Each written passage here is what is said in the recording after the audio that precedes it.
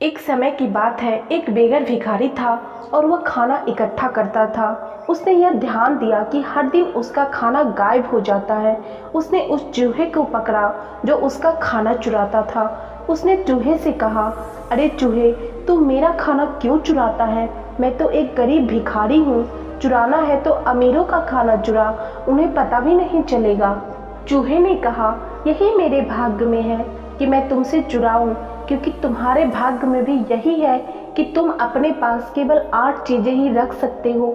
चाहे तुम कितनी भी भीख मांग लो या कितना भी इकट्ठा कर लो, तुम केवल उतनी ही चीजें रख पाओगे।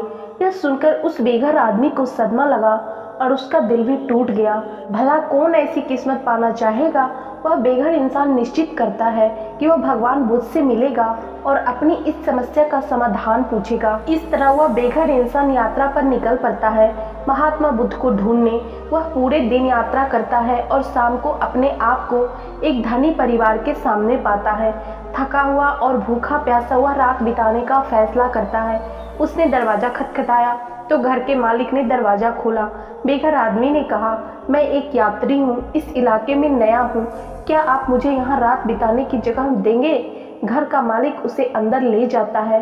रात में जब वे खाना खाते वक्त बातें कर रहे थे तो घर का मालिक उससे पूछता है, भाई क्यों और कहाँ के लिए इतनी रात को यात्रा कर रहे थे आप? मेरे पास महात्मा बुद्ध के लिए एक सवाल है और मैं उन्हीं से मिलने जा रहा हूँ। जब उस घर के मालिक ने यह सुना तो उसने कहा, क्या आप हमारी तरफ से भी एक सवाल महात्मा बुद्ध से पूछ सकते हैं? उस बेघर इंसान ने कहा, बताइए, मैं आपकी तरफ से उनसे जरूर पूछूंगा। मालिक ने कहा, हमारी 16 साल की बेटी है जो बोल नहीं सकती। हमें बस पूछना है कि हमें क्या करना होगा जिससे वह बोलना शुरू कर दे। अगली सुबह ही बेघर इंसान उन्हें आश्रय देने के लिए धन्यवाद करता है और कहता है कि वह उनका सवाल महात्मा बुद्ध से जरूर पूछेगा। वह अपनी यात्रा दोबारा शुरू करता है, लेकिन कुछ ही दूर चलने के बाद वह पहाड़ों का एक झुंड देखता है जिन्हें उसे पार करना होगा।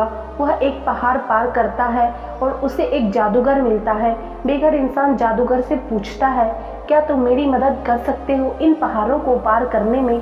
जादूगर उसे अपनी छड़ी पे बिठाता है और पहाड़ों को पार करा देता है।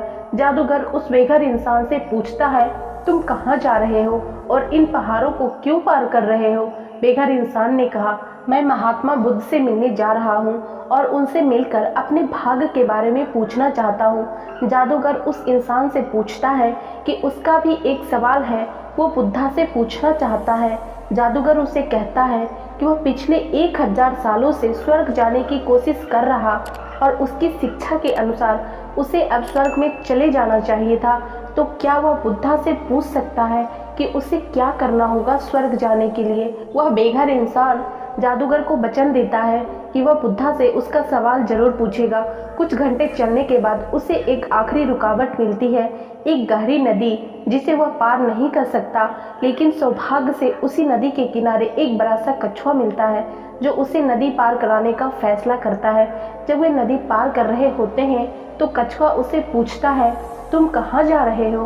बेघर इंसान ने कछुए से कहा, मैं महात्मा बुद्ध से मिलने जा रहा हूँ और मैं बुद्धा से अपने भाग्य के बारे में एक सवाल पूछने जा रहा हूँ। यह सुनकर कछुए ने कहा, क्या तुम मेरे लिए भी एक सवाल पूछोगे? मैं पिछले 50 सालों से एक ड्रैगन बनने की कोशिश कर रहा हूँ। मेरे शिक्षा के अनुसार मुझे अब तक ड्रैगन बन जाना चाहिए था। क्या तुम बुद्ध से पूछ सकते हो मुझे क्या करना होगा ड्रैगन बनने के लिए? वह इंसान नदी पार कराने के लिए कछुए से धन्यवाद करता है और उससे वादा करता है कि वह उसका सवाल महात्मा बुद्ध से जरूर पूछेगा। वह बेघर इंसान महात्मा बुद्ध को ढूंढने की यात्रा जारी रखता है और आखिरकार वह वहां पहुंच जाता है जहां बुद्ध रहते थे। वह भिखारी मठ के पास पहुंचता है और एक गहरी लंबी सांस लेकर सोचता है, आखिर आज मैं मिलूंगा महान बुद्धा से। वह उत्साहित और आनंद पूर्वक मठ के अंदर जाता है। वहां बुद्ध को प्रणाम करते हुए कहता है, मैं एक गरीब इंसान हूँ और दूर देश से आपसे कुछ सवाल पूछने आया हूँ। क्या मैं आपसे वे सवाल पूछ सकता हूँ?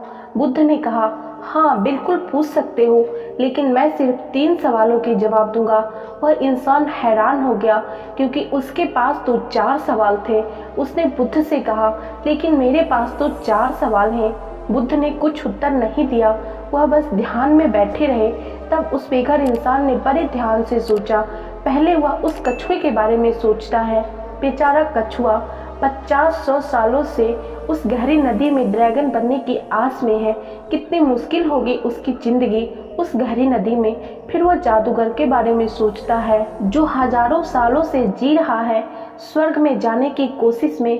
वह बेघर इंसान सोचता है कि 1000 साल तो बहुत लंबा समय होता। अब तो उस जादूगर को स्वर्ग जाना ही चाहिए। आखिर में वह उस लड़की के बारे में सोचता जो अपनी पूरी जिंदगी जीने वाली है बिना कुछ बोले। वह सोचता है बिना कुछ बोले कैसे वह लड़की अपनी पूरी जिंदगी जिएगी। यह तो क्रूरता है, पाप है। फिर वह अपनी तरफ देखता है और सोचता है मैं तो बस एक बेघर भिखारी हूँ। मैं वापस अपने शहर जाकर भीख मांगना जारी रख सकता हूँ। मुझे इसकी आदत है। मेरा तो कुछ नहीं बदलेगा, लेकिन उन लोगों का वह सब कुछ बदल सकता है यदि उन्हें उनके सवाल के जवाब मिल जाए तो। जब उसने दूसरों की समस्या की ओर देखना शुरू किया तो उसे खुद की तकलीफ कम दिखने लगी तथा उसने उसके 3 सवाल पूछने का निर्णय लिया। गरीब इंसान ने महात्मा बुद्ध से कछुए के बारे में पूछा। महात्मा बुद्ध ने कहा वह कछुआ अपना ढांचा छोड़ने को तैयार नहीं है। जब तक वह अपने ढांचे से बाहर नहीं आएगा वह कभी ड्रैगन नहीं बन सकता। फिर उस बेघर इंसान ने उस जादूगर के बारे में पूछा। वह जादूगर हमेशा अपनी छड़ी अपने पास रखता, कभी उसे नीचे नहीं रखता। उसकी छड़ी उसे स्वर्ग जाने से रोक रही है। अब बेघर इंसान ने उस लड़की के बारे में पूछा।